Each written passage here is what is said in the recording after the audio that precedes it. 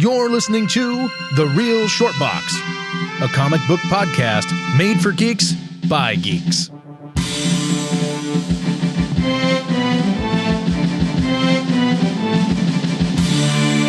Hello, everybody, and thank you for tuning in and listening to The Real Short Box. My name is Donald, and I am here with a very special guest. He's been with us before. Always a pleasure to be speaking with Caleb Porter. Caleb, thank you for joining. Happy holidays, everybody. Thank you so much, Donald. Yes.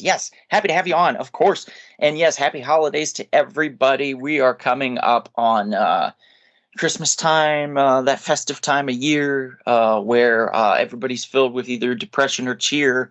And, Santa's coming with presents or coal. Who knows? Usually coal with me. But hey, well, that's good that you can put that into your locomotive. So yes. It's all up for you. Or I can give it to Superman and he can make some diamonds for me. Thank you. Yes. Yeah. Go that way. Yeah. So I was thinking, since we're around this time of year, let's talk about Santa himself, the big red fat suited man or red suited fat man, whichever you prefer. He's large and in charge. He's the main man besides Lobo that brings the joy or the sadness each time around this time of year. And a belly full of jelly. Yes. What are your thoughts on Santa? I mean, a fan, not a fan? You know what? I don't want to do that hackneyed thing, by like acting like Santa's real, because like that's silly. But, I think it's very important for a child to have Santa in their life, for the first, 6-7 years, whatever is reasonable. I can't remember, when I grew out of it exactly, probably pretty early because I wasn't a dummy.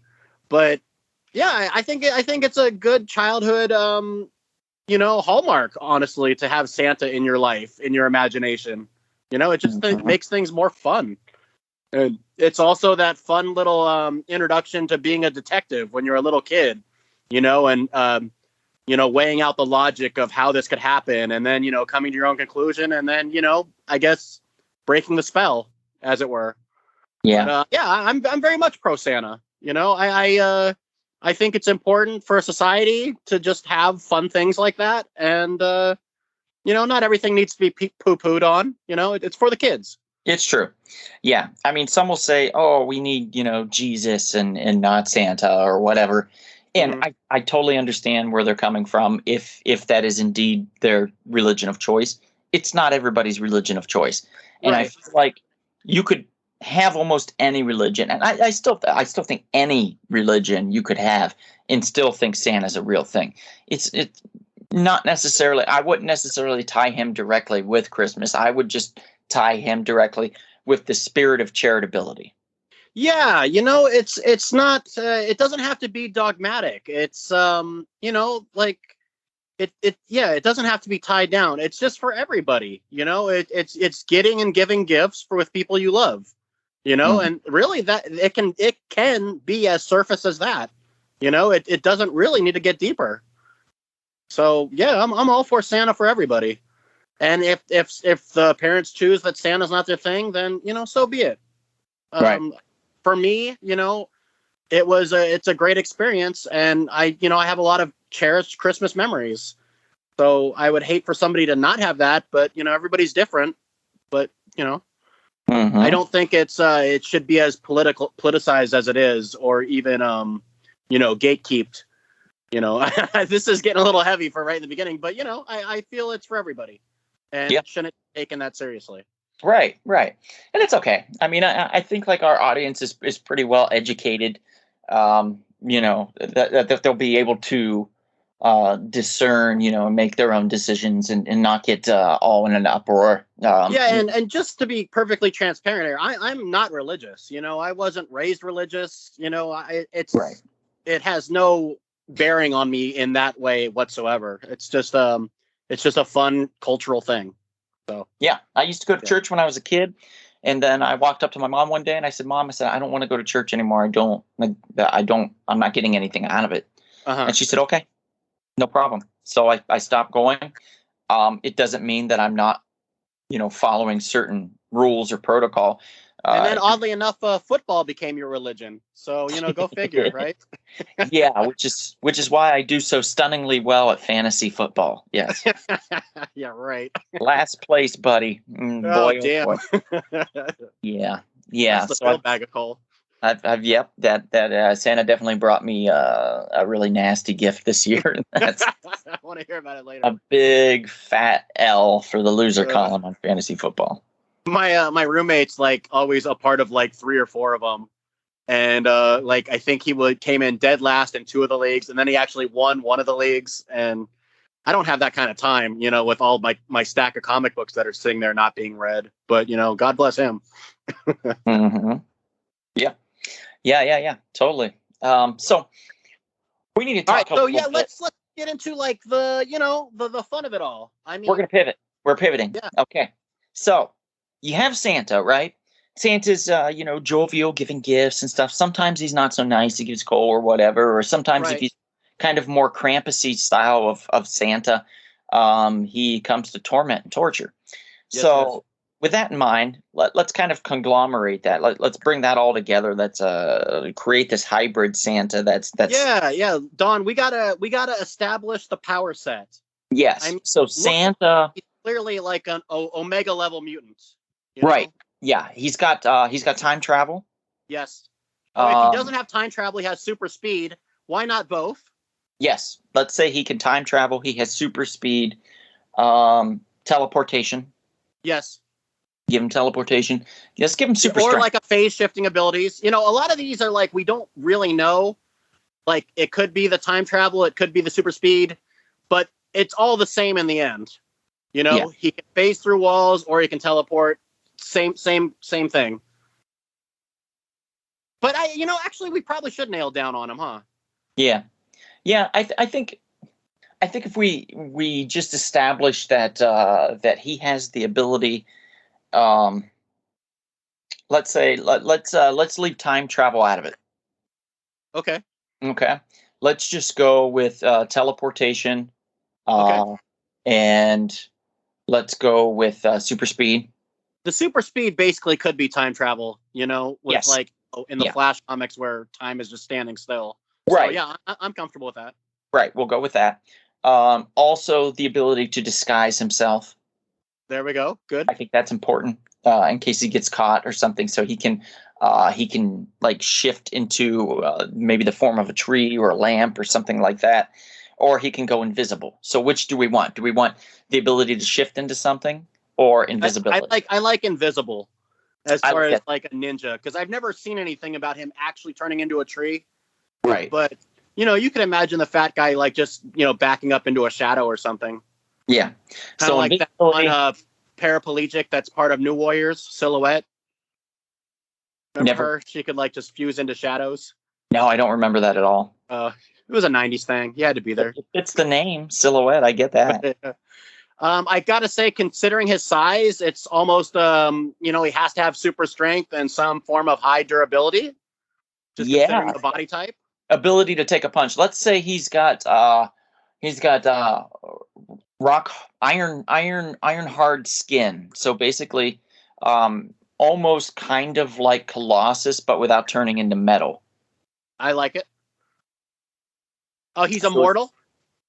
Yeah, he's immortal. That's a good one. And let's say he's got some type of charm ability. Oh, yes. Like almost hypnotic in nature. Okay, so he gets the naughty or nice thing.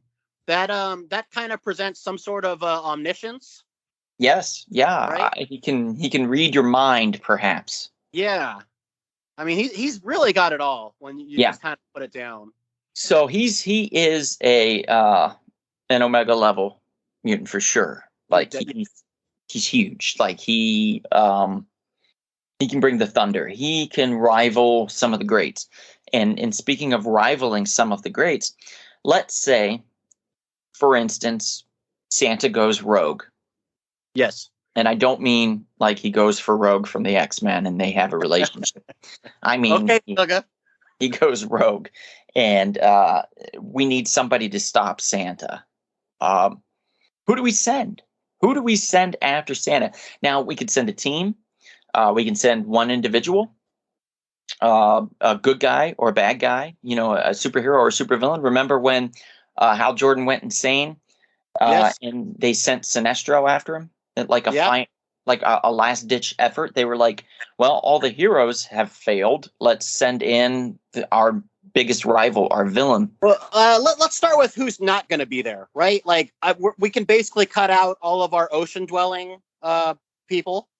Yeah. Right. And, I feel like there has to be kind of a theme, like, I don't know. Do we really want to send do we want to send Wolverine after him? No. Like, I don't know if it fits. I don't know. I don't think that fits. I don't think Wolverine would do it, to be honest. Yeah. We got to talk about people that would want to take on this fight. It's like when Ted Kord found out about the OMAC project and like all of its evil entities that were involved, and he went to all these heroes to try to get them to help him, and none of them believed him. And then the one time one of them did, which was Wonder Woman, she was like, I'm just too busy fighting actual villains versus this conglomerate corporation. I think you can handle this, or maybe you should wait and we can all take care of this together when I'm less busy. Right. So that kind of scenario, to where like maybe Wolverine would just laugh it off. Yeah. Well, should we talk about who has canonically taken on Santa Claus? And then maybe swing back around to like who would want to take up the call? Like who I think we could talk about Lobo. Yeah, right. I mean, Lobo it's almost like not fair because it's almost like Hulk Hogan in wrestling. Like there's so much momentum and popularity behind, the Hulk machine. Like kind of as far as Lobo, like Lobo wasn't going to lose this fight no matter what. Even though his power set is ridiculous, he can regenerate off a drop of blood. But yeah, Lobo was never going to lose this fight against Santa Claus, and he didn't. It was very bloody. If anybody has Paramilitary Christmas #1, right? So, yeah. And I think Santa came off as kind of like a drunk, tough guy, old bastard. I'll take a hit to give a hit kind of style. But wow. Hey, guess what I just found out? Literally just got a text in right now. I'm going to be on an episode of Red Table Talk. Ooh. How about that? Sounds good. Yeah, I submitted a question. That's the one with Jada Pinkett Smith? Yeah. Yep. Oh my God, what are you doing? It's random, right? Yeah. I submitted a question to Keanu Reeves, like a video question, and they loved it, and he answered it live on the air, I guess. Go, Donald! So, all right. Whoa! Yeah, I'll take it. Sure. Yeah, that's awesome. Congrats, bro. Christmas came early for you. Yeah. That's cool. That's good news to get live while we're recording this. But that has nothing to do with Santa, really, except for, me getting a present. I guess maybe. Yeah. Oh, my God. Do you think he heard us talking? I'm happy to hear it. Do you think he heard us talking right now? Sure, Donald. Sure. Absolutely. If you dream it, you can be it. Well, if there's kids listening right now, then yes, he must have heard me. Yeah, absolutely. And I got a nice gift. But anyway, I digress. So Lobo and Santa, they fought, and it was a bloody battle. Yep. Ultimately, who was the winner? Lobo. Lobo snot out of Santa. Eviscerated him. Like he disemboweled Santa. It was very bloody. Yeah. So Lobo versus Santa with our parameters, I think Lobo would have a harder time. Yeah. Yeah, he would. Because you have a shape-shifting, an invisible, visible Santa that's moving all around, that is able to basically time travel. He has super speed. He can teleport. He has super strength.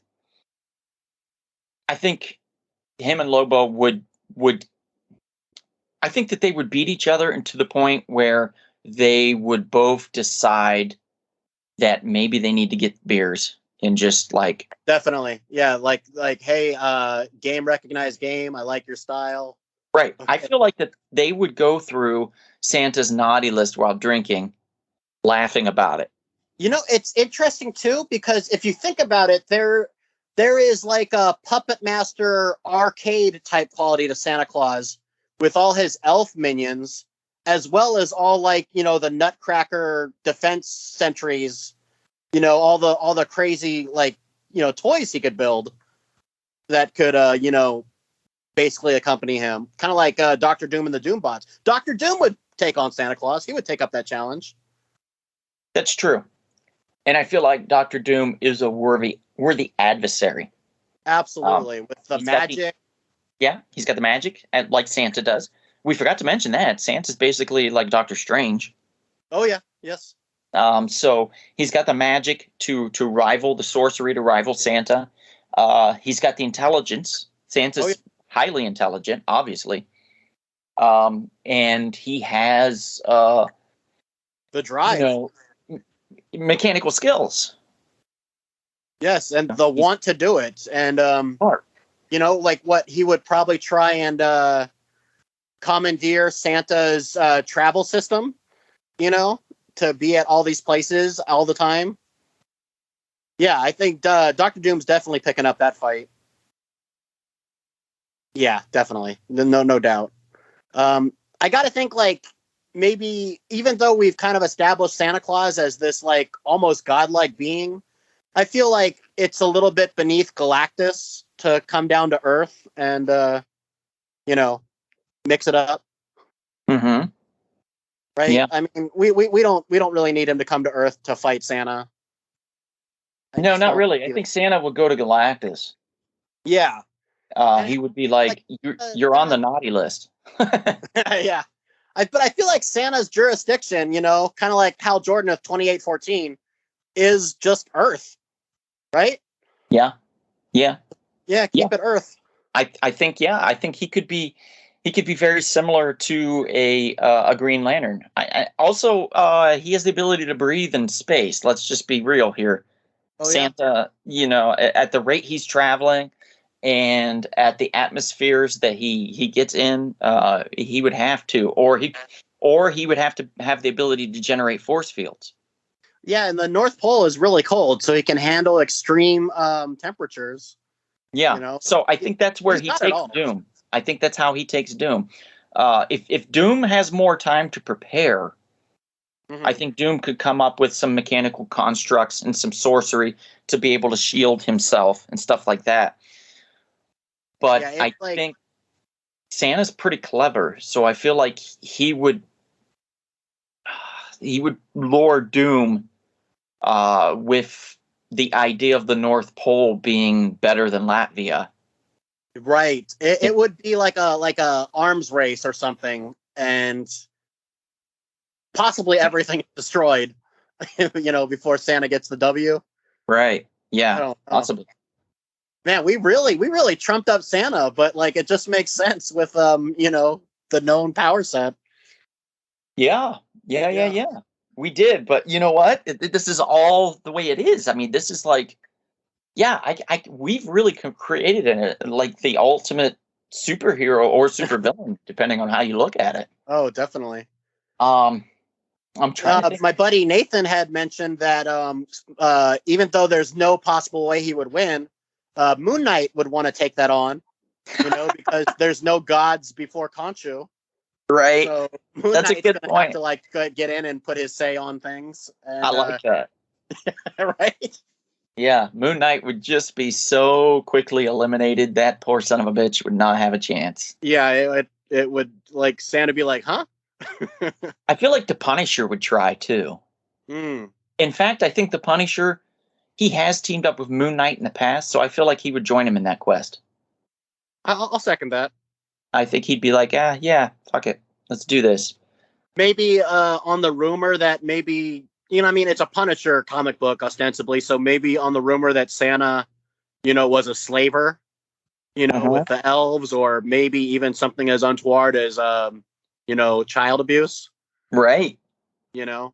Just spitballing here. I'm not. Yeah, he would say all children, whether good or bad, deserve something pleasurable. There you go. And Yeah. Santa delivering coal is child abuse, or it's torment to these children. Correct. And it's setting the wrong example. So yeah, I could see the Punisher being like, you deserve to be punished. Yes. I see the Punisher getting close. Like, and I don't mean close to killing him, but I think he gets close to him.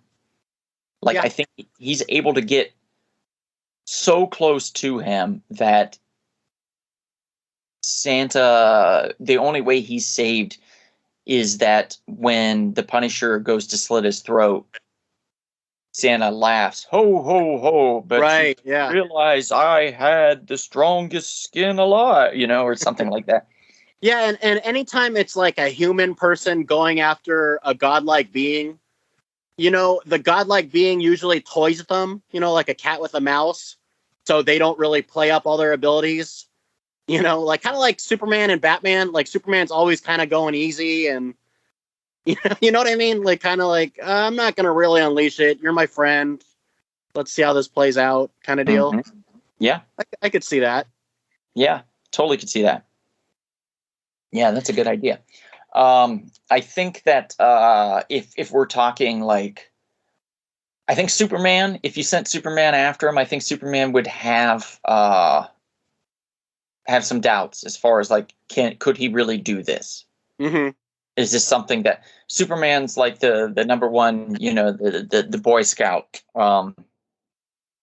Also, I think that Shazam would also, aka Captain Marvel, would have some trouble as well, particularly because it's a young boy inside of a man's body. Yeah, depending on who's writing him. Yeah. Right. So I think we would run into some trouble there also, probably even more so than Superman. So I think those guys would kind of be a little more out of the question. But speaking of which, I think the question is just nutty enough to go after him as well. I think the question would do it. The question, the trench coat. Yep. And I think I could talk Detective Chimp into going with him on this. Yeah. So we have the question with Detective Chimp. Who do we want to throw anybody else in there with them? I mean, would he ask Dr. Fate to just come along or even Spectre? Like, ooh. Spectre seems like somebody that could definitely go toe to toe, and his realm is the Earth. You know what? In that case, then I think they convinced the Phantom Stranger, who then has a line in with the Spectre. There you go. With Jim Corrigan, or alternatively, we could throw the Demon in there. Yeah, that'd be fun. Etrigan, he would start rhyming, and Santa Claus would be like, "That rhymes really bad." I never could get through Demon comics when I was a kid because the rhyming I couldn't take it. Yeah. They always, I noticed this kind of an offshoot, but a lot of times with Etrigan, he'll rhyme the word again, like the actual word AGAIN again. Uh-huh. But it's like the way that's said doesn't exactly like rhyme with like the word gain, so uh-huh. It's always this like weird little like kind of twist you have to do on it. Yeah. Yeah. It just doesn't work phonetically. Yeah. There's a couple words like that where it's like, okay, you're clearly taking some liberties with the pronunciation of that. And I guess, I remember Garth Ennis, he wrote Demon, and he was saying that, yeah, he just listened to a lot of rap. That's really into Dr. Dre and, all the, old school ones, just to kind of get more of a lyrical sense of what to do. They're fun books. I don't know if you ever read the Demon books by Garth Ennis, but a lot of fun. First appearance of Hitman in the annual. That's true. Yeah. And that's still cheap, dude. That's still very cheap. In Hitman, by the way, is DC's version of the Punisher, basically. Oh yeah. Yep. Very, very close to it. And he was actually created, if I recall, he was created by one of those alien beings it was in a Bloodlines crossover. Good memory. Yes. Yeah. It was silly. He's like the only person to come out of it. And I don't think people are really kicking around Hitman because like he died at the end of his series. As far as I recall, and it's a shame because, like, what a great character. You know what? Speaking of that, I have somebody I think that would be a perfect match to take on Santa Claus. Let's do it. Resurrection Man. Oh yeah. Every time he dies, whatever was used against him to kill him, he comes back resistant to that power. Oh, that's right. So if Santa would use magic on him and it killed him, he would come back and be immune. Yeah. Dang, I forgot how OP Resurrection Man was. Yeah, that was a fun series too. Abnett and Lanning, I believe. Yeah, it was. Yeah, very good memory. Yeah. Yeah, those are good. Dan Abnett and Andy Lanning, back when they were still talking to each other, I guess. Oh, no way. They had a falling out? From what I understand, they're decided to part ways as far as like creatively. Damn. So that tells you something. Yeah, I guess so. Or, just had enough. I mean, they've been together for like, what, 20 years, 30 years? What was like Paul Matty and Gray when they were, they wrote a lot of stuff together, particularly Jonah Hex. And it was excellent. You will never hear me say a bad word about their Jonah Hex work. I thought it was phenomenal. Some of the best work in DC in forever. And in fact, you can pick up the trade super cheap. It's really good stuff. I highly recommend it. Yeah, Jonah Hex is very good because I like the Lansdale issues, like Joe R. Lansdale. I'm saying that last name right, like Riders of the Worm and such. Yeah, like, really well done. Like those are just fun. And that guy's a hell of a writer too. Like those were the Vertigo days. Really. Oh yeah, Vertigo. Yeah, that was back when they were like, we don't know where to put Jonah. He doesn't fit within the DC world, so let's make him, part of the Vertigo titles, which was great. It was so fun. Yeah, because it wasn't like it was Western, but it was like Western horror, Western science fiction, like Western supernatural. Like it was so totally agree. Fun character. I think that Pomadi and Gray did a great job when they introduced Jonah to one of the ancestors of Arkham. Oh, okay, nice. They tied it to Gotham that way, and I thought that was excellent because he became kind of like like a catalyst, a sidekick, so to speak. Oh, okay. You know what I mean? Like somebody that would follow, like the Watson to the Sherlock. Gotcha. Yeah. Okay. Yeah. I was actually, my first thought, this is going to be so random and weird. My first thought was he's the Rob Schneider to Judge Dredd. Oh, wow. Yeah. Yeah. Only you, Donald. Only you. That shows where my mind's at. Yeah. So, I mean, I feel like we kind of covered the Santa question to the best of our ability. I mean, once you talk about Superman and Captain Marvel, Yeah, I think, when we mentioned Dr. Doom, I would say Iron Man also, Tony Stark, Reed Richards would have Reed Richards. Great opportunities. Batman, of course, with prep time would and could do very well. He would try to find Santa's weaknesses, which I think are the tears of children. But those types of guys, I think you're not going to beat him so much with power as you are with brains. Yeah. Or you can be a scumbag like Star Fox and start making moves on Mrs. Claus. That's true. Or even Santa himself. Make him irrational. Yeah, that's true.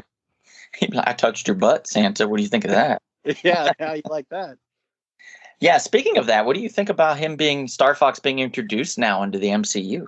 Yeah, that's Styles, correct? Harry Styles? Yeah. And this is spoilers, by the way, for those that haven't seen the Eternals. Sorry. Oh, well, I mean, it made all like, all the gossip blogs, Yeah. So we're sorry, but not sorry, really, because you should know by now. I tried to do a good thing and kind of like give my cousin, my cousin Mary, she's a 23-year-old girl, 24. She's a big Harry Styles fan. She actually went out to New York to catch a concert. And, I tried telling her about it. She's like, oh, yeah, I know. Like we all know, like I'm sure he probably has some sort of mention of it in his concerts that, hey, look for me at the end of this movie. But it's not a secret. I'm all for it. I'm curious to see how they play it. I have not seen the end of Eternals, so I have not seen the clip that introduces him. But I mean, let's be very frank. Star Fox is a very problematic character and was handled very well in the Dan Slott She-Hulk series, where it's like, hey, dude, you're kind of a rapist. This is actually really inappropriate. So, Yeah. I mean, those that don't know Star Fox's power set, he can basically manipulate your emotions to where you're in love or in lust with him. Right. So if you did not want to engage in any sexual stuff with this guy, if he basically says different, that's kind of the way it is because you're overpowered. And I love really not cool. Everybody thinks that with him, but I have not heard one peep about the Crimson Fox, who is the exact same power set. That's the chick, right? A lady in the DC universe. Yeah. She has a black and brown costume kind of thing. Yeah, it's the weirdest looking costume. Yeah. It's got a big head, like a giant tail that comes up from behind and comes over and attaches to the back of her head or some shit. I don't know. It's weird. Yeah, it is a very unwieldy costume. I'm picturing it in my mind's eye, but I can't necessarily put all the pieces together. Yeah. Yeah, kind of like a big cobra head kind of hood. Oh, yeah, well, I mean, female privilege, who's going to turn that down? Unless she's making moves on some married guy. I didn't know that was her power set, to be honest. Yeah. I mean, it's not cosmic, so it's probably not as strong as Star Fox. Like a pheromone thing? It's the pheromone based. So yeah, she can control you by releasing pheromones. So she can make you extremely attracted to her if she wanted. The pheromone argument is kind of just it's definitely not as overt as Star Fox, but it's kind of just a nudge. This is a nudge in that direction. If somebody was already feeling attractive, then it would kind of push it a little bit more. I don't know. That's just kind of my intuition on it. But speaking of Crimson Fox, there oh boy, I can't remember. It was the Justice League Europe, I believe, at the time. That sounds right. After some of the big guns, Bart Sears drawing her. Yeah, after some of the big guns had left, Green Lantern had left, and Batman, and I think even Blue Beetle. I don't think Blue Beetle was there. Even Elongated Man had left at the time, so it was very limited. I think it was Crimson Fox, Blue Devil, and one or two others, and they were still calling themselves Justice League Europe. They went after a villain called Mist, or called the Mist, and she was the arch rival of Starman at the time, which was written by James Robinson. Okay. And in one issue, she took down the entire Justice League Europe. Basically, because Blue Devil's powers were actually then from the devil. Oh, okay. So she used she put holy water in the sprinkler system. Oh, that's clever. I like that. And then just lit a match or something, or lit something on fire, and then the sprinkler system kicked off and basically just killed him. And I can't remember what she did with Crimson Fox. I'm looking at Google images of Crimson Fox, and the costume is unwieldy as I could imagine. You're right. It's a hood that kind of tapers down to a tail. And it looks very. Everybody look this up because it's ridiculous. Yeah. And by the way, she might have the ability to also take Santa, because if she could get close enough, she could basically just make him realize he loved her, and he'd leave Mrs. Claus, and she could control Christmas from then on. Yeah, I'm not mad at it. Yeah, why not? Yeah. I think hypnosis could also be part of his weakness. Anybody that has the ability. Yeah, mind control and pushing his emotions out of whack. Yeah, there's nothing to say that he's susceptible to that. Really. Right, but the only thing is you have to block your intentions from him because he can read your mind. Oh yeah, we established that. Wow. Yeah. So if he can tell that you're going to do that, then he can block that, and then he'll just demolish you. But if you can get in, like with Crimson, if she can make it to where it's part of her, and it's a physical aspect, not a mental aspect. Mm-hmm. If she can separate that, then she can control him. And I think she could do it. Nice. Okay. I wasn't that familiar with her power set, but you being a believer has made me a believer, Donald. All right. So, I think that's your power set. You should have been a cult leader in another life. I've thought about it. Yeah. Don't give up on your dreams, man. Don't give up on my dream. Yeah, that's true. Yeah. I think so. Yeah, I think we pretty much covered the bases. We could go on and on, to be honest, but I want to pose this question to those out in the audience, those that are listening right now. Who do you think could take Santa, and why? There's probably some listener out there that is just itching and being like, "You idiots! You're missing this most obvious character." Of course, there's I'd so be very many. curious to hear what's going on too. Yeah, there's so many comic book characters out there in the universes that we could go on and on and on. So obviously, we're going to miss some great ones, and we want to know what you think. So leave a comment on the YouTube comment page if you're listening to us on YouTube. If you're listening to us on any other platform, SoundCloud, something like that, leave us a comment there. You can always reach out to us on our social media platforms, Facebook. We are also on Instagram, and we're on Twitter as well. So you can reach out to us on any of those at The Real Short Box. You can find, we do, by the way, do live podcast shows, video podcast shows, pretty much every Monday at 7:30 p.m. Pacific time on YouTube Live, which is just YouTube, just the live version, where you can chat and comment. We do a lot of battles and fights, and you vote, and we do top tens, and we do a lot of giveaways. We give away a lot of prizes, a lot of fun things. Those are such fun shows on Mondays. Like I try my best to catch them if I'm not working, but I've had a great time every time I've been able to catch one of the shows. Oh, so thank you. Yeah, we put out a great product. We try to make it fun. Everybody's so nice too. Everybody, one of your co-hosts, they're all awesome. Yeah, they're really funny. They know their stuff. Like you don't have any dummies on there. Like everybody's like on their game, and it's awesome. Yeah, I always learn so much, especially with your your talks with the We Are Heroes comic book guys. Like I always learn so much about the market, and you just have this encyclopedic knowledge of the ins and outs of the industry. I always learn something, and I thank you. Oh, thank you for listening. And we definitely need to get you on. We've talked about it a million times. We need to get you on one of the live shows for sure. I would love that. Working man. It's going to happen, though. It has to. It needs to happen. You'll have to take a vacation day, a sick day, something. We'll figure it out. Maybe we'll change the day even to try to work around. We'll figure it out. Yeah, we'll figure it out. But thank you, Caleb. This has been great. Appreciate you very much for being on. Likewise, Donald. I always appreciate you asking me to do this because it's always a fun time. And just thank you again for inviting me into this universe you've created. I thoroughly enjoy it. Oh, of course. It's always been, like I said, it's always been a pleasure having you on. We always look forward to having you on. And this was a very, very fun, special little holiday episode that we did. So I appreciate you taking your time out of the day to do this. And I appreciate the audience that's listening right now. And, if we don't see you out and about anytime soon, perhaps we will see you at the comic shop. Thanks for listening. Thank you, Caleb. Have a great night. Have fun, everybody.